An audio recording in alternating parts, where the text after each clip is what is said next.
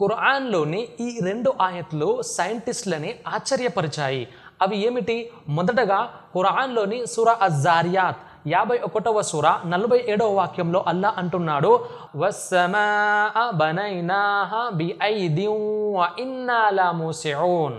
దీని అర్థం, మరియు ఆకాశాన్ని మేము మా చేతులతో నిర్మించాము మరియు నిశ్చయంగా మేమే దానిని విస్తరింపజేయగలమని అల్లా సుబ్హానహు వ తఆలా అంటున్నాడు. ఈ ఆయత్ ద్వారా యూనివర్స్ అనేది నిరంతరం విస్తరిస్తుందనేటువంటి విషయం మనకు చాలా స్పష్టంగా అర్థమవుతుంది. అయితే ఈ విషయం సైంటిఫిక్గా కూడా ప్రూవ్ అయింది అనే విషయం మీకు తెలుసా? చెప్తాను వినండి. 1929లో అమెరికన్ ఖగోళ శాస్త్రవేత్త ఎడ్విన్ హాబుల్ తన పరిశోధనల ద్వారా ఒక సంచలనాత్మక ఆవిష్కరణ చేయడం జరిగింది. అతను ఏం చేశాడో తెలుసా? తన టెలిస్కోప్ని ఉపయోగించి గెలాక్సీలను పరిశీలించి అవి ఒకదాని నుండి మరొకటి దూరంగా జరుగుతున్నాయి, అలా ఈ యూనివర్స్ అనేది విస్తరిస్తుందని కనుగొనడం జరిగింది. దీనినే హాబుల్స్ లా అని అనడం జరుగుతుంది. అంతేకాదు, ఈ విధంగా ఈ ఎక్స్పాన్షన్ అనేది జరిగి ఏదో ఒక రోజు పెద్ద ఎక్స్ప్లోజన్, పెద్ద బ్లాస్ట్, విచ్ఛిన్నం అవ్వబోతుందని సైంటిస్టులు చెప్పడం జరిగింది.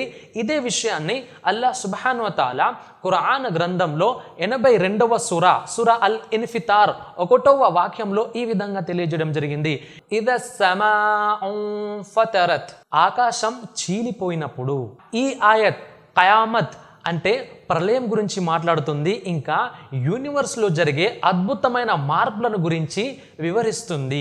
ఈ విషయాన్ని 1930లో ఐన్స్టీన్ మరియు ఇతర శాస్త్రవేత్తలు ఎడ్విన్ హాబుల్ చేసినటువంటి ఆవిష్కరణలను బేస్ చేసుకుని ఈ యొక్క యూనివర్స్ అనేది విస్తరిస్తుంది, ఎక్స్పాండ్ అవుతుంది అనేటువంటి విషయాన్ని ధృవీకరించారు, కన్ఫర్మ్ చేశారు. అంతేకాదు, ఐన్స్టీన్ యొక్క సాపేక్ష సిద్ధాంతం మరియు తర్వాత చేసినటువంటి పరిశోధనల ఆధారంగా భవిష్యత్తులో ఈ యూనివర్స్ బిగ్ క్రంచ్ అంటే సంకోచించవచ్చు, లేదా బిగ్ రిప్ అంటే పెద్ద స్థాయిలో విచ్ఛిన్నమవ్వచ్చు అని చెప్పడం జరిగింది.